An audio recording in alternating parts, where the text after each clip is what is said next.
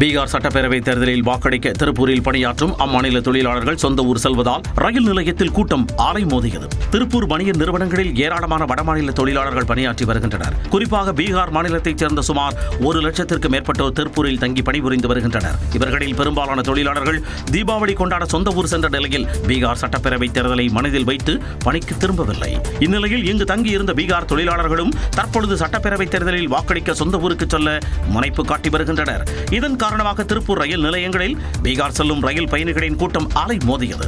ரயில் நடைமேடையை வந்தடைந்ததும் பீகார் செல்லும் பயணிகள் முண்டியடித்துக் கொண்டு ரயிலில் ஏறினர். ஊருக்கு ஓட் போடாத போறேன்.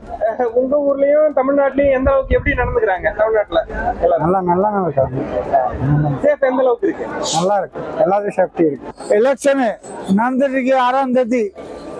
நான் முதல் மிக்சர் யாரு இருக்கு அவருக்கு ஓட்டு போற எல்லாம் வியாரி போகுது. பீகார் சட்டப்பேரவை தேர்தல் நவம்பர் 6 மற்றும் 11 ஆகிய தேதிகளில் 2 கட்டங்களாக நடைபெற இருப்பது குறிப்பிடத்தக்கது.